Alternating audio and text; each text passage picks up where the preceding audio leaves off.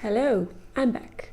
I am currently in the middle of making this blazer and I'm kind of in the need of a break. So this is my box of scraps and I am going to start a new scrappy project, which is going to be my very first quilt. Let's see what we have. So, orange linen from a short that I made, cotton gingham from my pajamas, some scraps from this project. We have some scraps from a dress I made for a friend, some pants fabric I have used before, and some more linen. We have purple polyester wool, which I recently made to make trousers, and we have this piece of a dress that I was making that didn't turn out very well, and I turned it into a blouse, but the skirt is still here. White cotton. It's a pieces of curtain. A friend of mine who moved recently had to shorten her curtains and she gave me the leftovers. We have some more of this green linen. I used to make a Zadie jumpsuit out of this. Still not empty, as you can see, but I think we have enough for a quilt. Let's go. Okay, I hope I'm in the frame. In order to make a quilt, you need squares. Well, I need squares because I'm just going to make a design with just squares. For that, I need a cutting mat, I need a quilting ruler, and I need a rotary knife. A rotary knife. This is a hard word to say if English is not your first language. We are going to cut 10 by 10 centimeter squares out of it. Why 10? Because this edge is exactly 10 centimeter and makes it a whole lot easier. I know that 10 centimeters isn't very big, so I'm going to need a lot of them, but I think it's going to look really cool, so I'm just going for 10.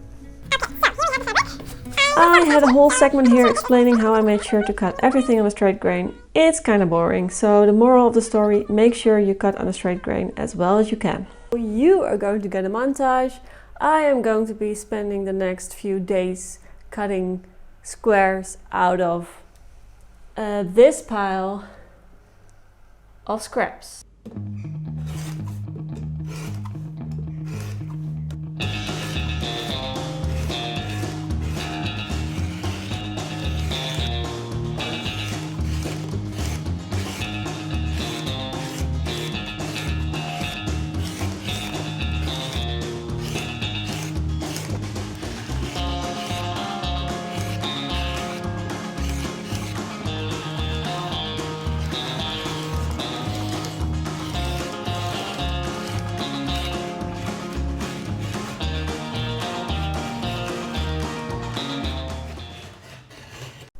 Look at that.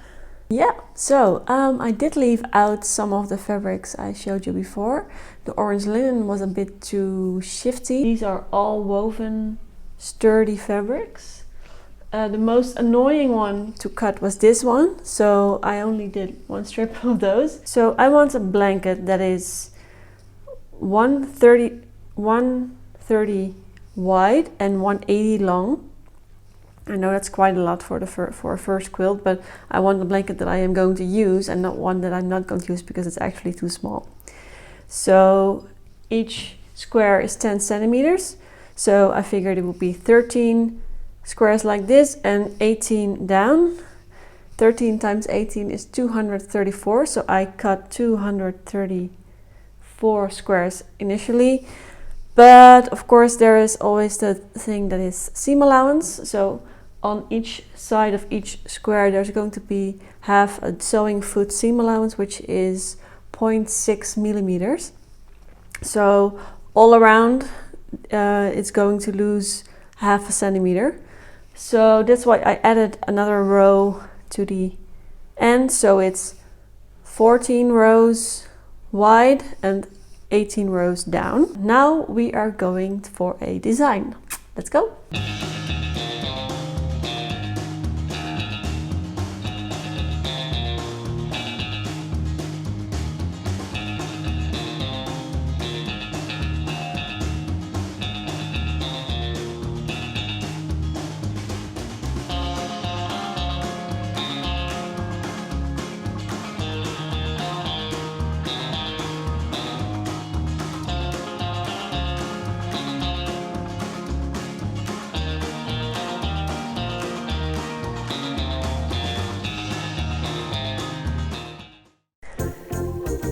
So the design is complete and now it's time to sew everything together.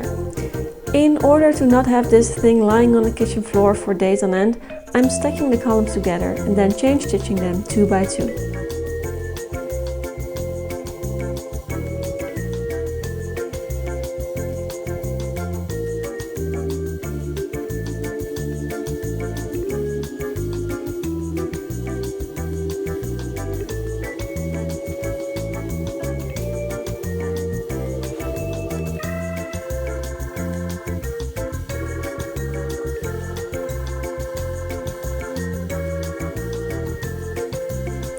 Then I'm making 1 stack per 2 columns and picking the top ones of each stack to make a row.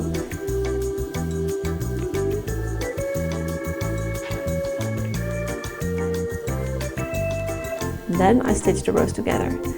This might sound a little bit complicated. If you want this method explained in detail, I'll link the video series by Melanie Ham I used to come up with this method in the video description.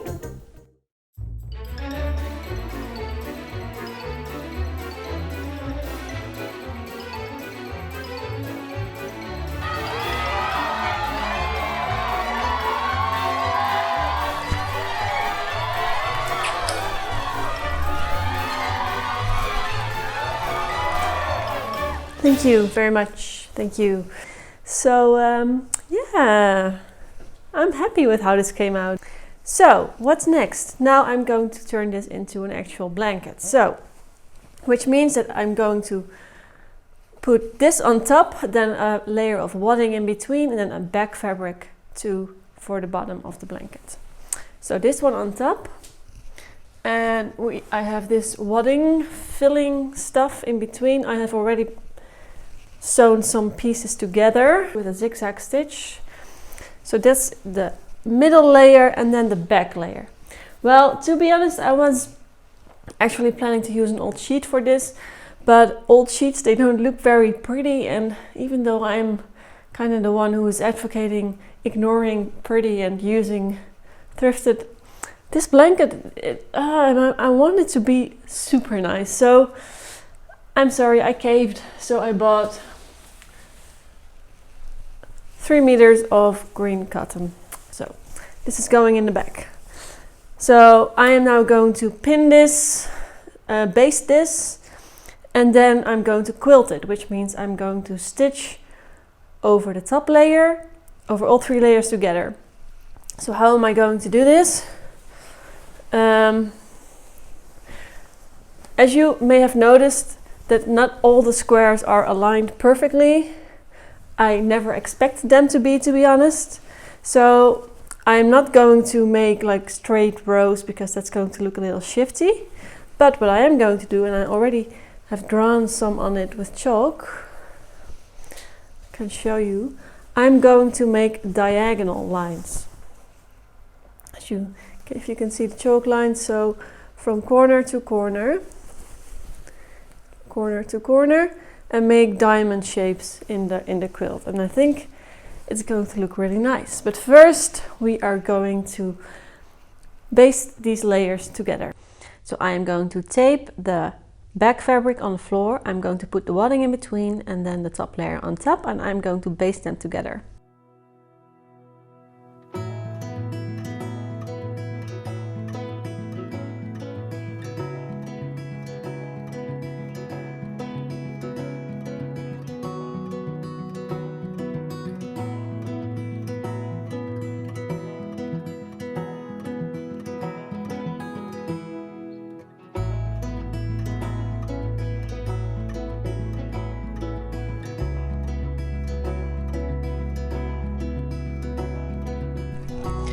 I did not record much of the sewing process, but as you can imagine, it took me multiple days to stitch all the diagonal lines and shoving the entire thing through the machine.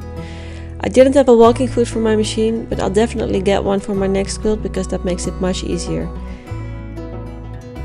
And in case you were wondering, this is 26 meters worth of stitching. But it was definitely worth it. I hope you agree.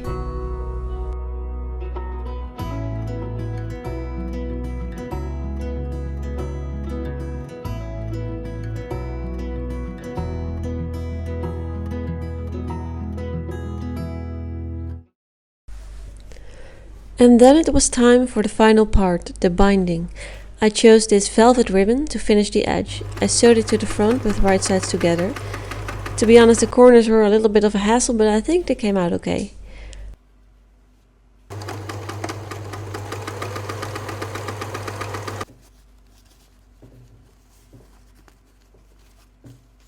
I folded the ribbon over and pinned it in place. And then finally, it was time to hand stitch the velvet ribbon to the back. All 5.3 meters of it.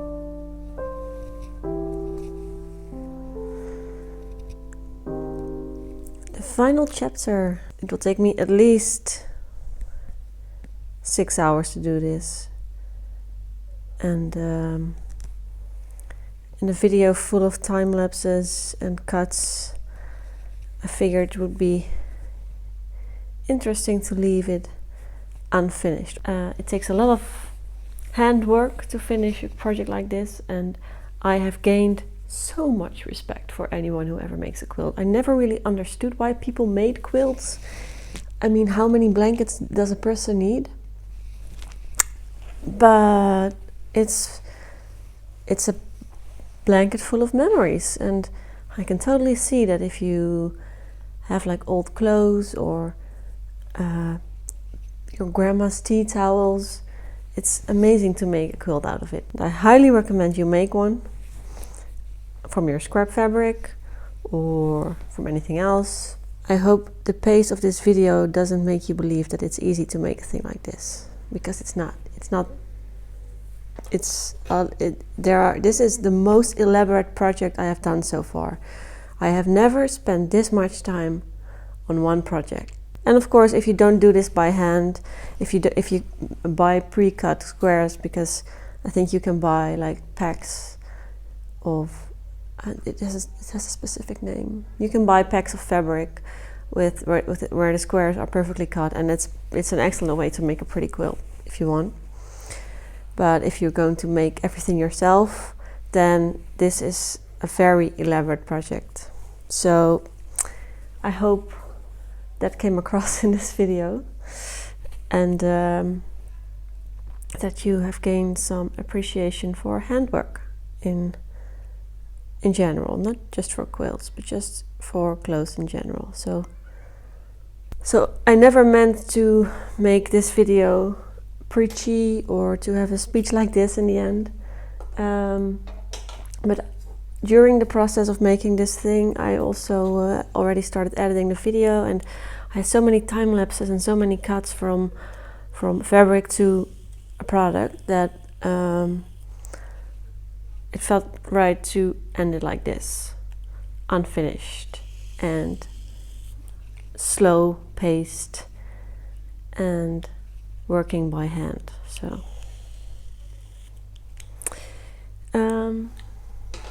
and I think I'm going to leave you there. I hope you liked this video. I had tremendous fun making it.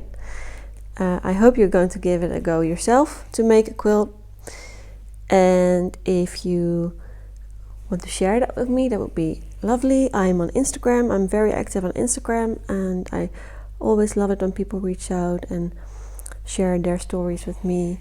Lots of people made the scrap bag I made in my first video, and I really enjoy when people share that with me. So please do, if you are inclined to make a quilt out of your own scrap fabric or something else. And if you enjoyed this, I would really appreciate it if you would like this video and maybe subscribe to my channel. I can't tell you when I'm going to upload again. I'm doing this next to a full-time job, so it's not going to be a regular upload schedule, and I also just want to sew for fun. I don't just sew for content. So, and I'll see you next time. Thank you. Bye.